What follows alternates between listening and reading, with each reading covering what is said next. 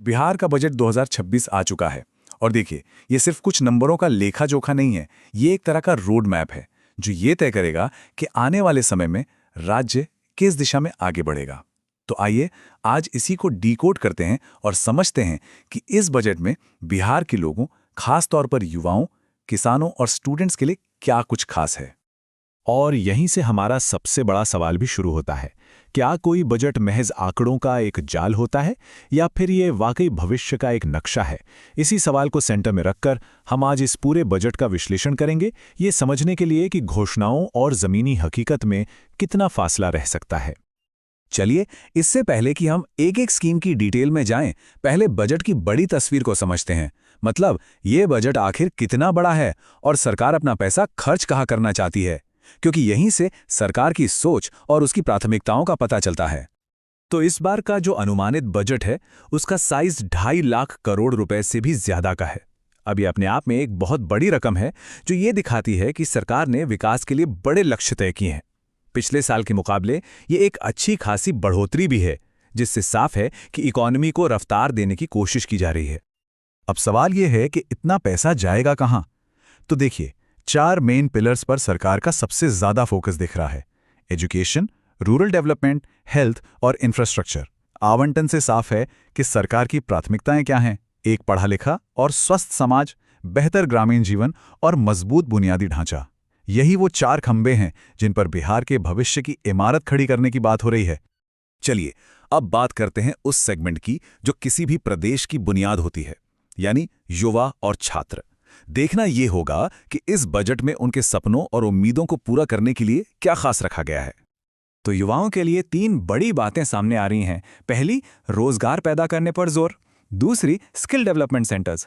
और तीसरी, जो लोग अपना काम शुरू करना चाहते हैं उनके लिए स्टार्टअप सपोर्ट।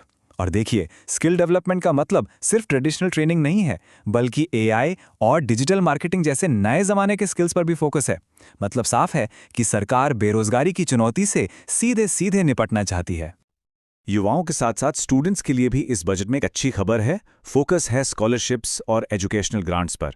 सरकार ने इसे बढ़ाने का वादा किया है, जिसका सीधा मतलब ये है कि कोशिश ये है कि पैसे की कमी की वजह से किसी भी टैलेंटेड स्टूडेंट की पढ़ाई बीच में ना रुके और वो हायर एजुकेशन के लिए आगे बढ़ सकें।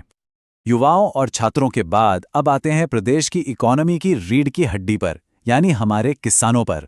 और साथ ही देखेंगे कि विकास की रफ्तार बढ़ाने वाले इंफ्रास्ट्रक्चर पर कितना ध्यान दिया गया है, क्योंकि ये दोनों ही सेक्टर एक दूसरे से बहुत गहराई से जुड़े हुए हैं।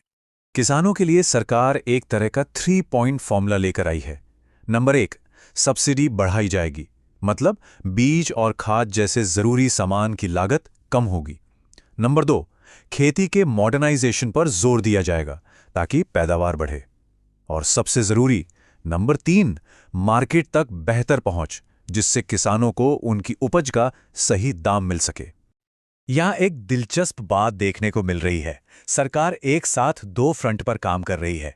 एक तरफ हेल्थ केयर, मतलब अस्पताल और हेल्थ सेंटर्स, और दूसरी तरफ इंफ्रास्ट्रक्चर, यानी सड़कें और बिजली। और ये दोनों एक दूसरे से जुड़े हुए हैं, है कि नहीं?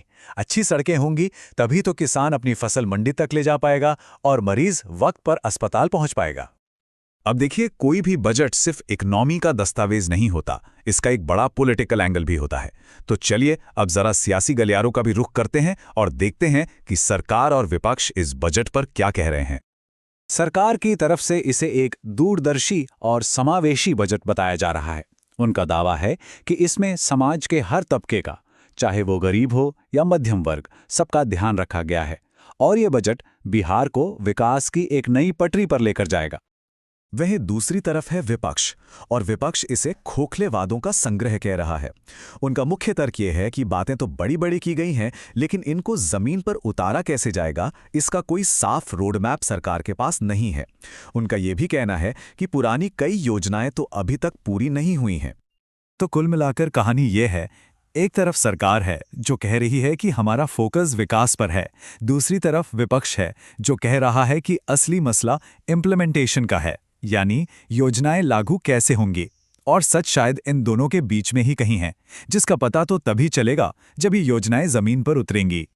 चलिए अब इस सियासी बहस से आगे बढ़ते हैं और बात करते हैं सबसे जरूरी सवाल की कि इस पूरे बजट का असल मतलब क्या है, आम लोगों के लिए इसका क्या मतलब है, और खासकर उन स्टूडेंट्स के लिए जो कॉम्पिटिटिव एग्जाम्स की तैयारी कर रहे हैं, उनके लिए क्या टेक अवे है। तो बॉटम लाइन क्या है? देखिए, बजट की असली सफलता इस बात पर निर्भर करेगी कि इसका आम इंसान की जिंदगी पर क्या असर पड़ता है। क्या लोगों की जेब में ज्यादा पैसा आएगा? क्या रोजगार मिलने से महंगाई से थोड़ी राहत मिलेगी? यही वो सवाल है जिनके जवाब इस बजट का भविष्य तय करेंगे। और हाँ, जो लोग कॉम्पिटिटिव एग्जाम्स की तैयारी कर रहे हैं, उनके लिए ये पॉइंट्स बहुत ज़रूरी हैं।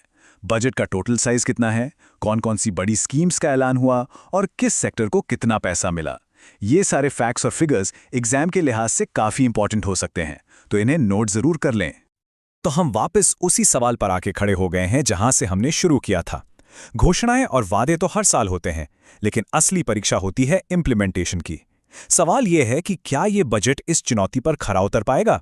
क्या ये सिर्फ कागजी ऐलान बनकर रह जाएगा, या वाकई बिहार के लोगों की जिंदगी में कोई पॉजिटिव बदलाव लाएगा? खैर, इसका जवाब तो आने वाला वक्त ही देगा।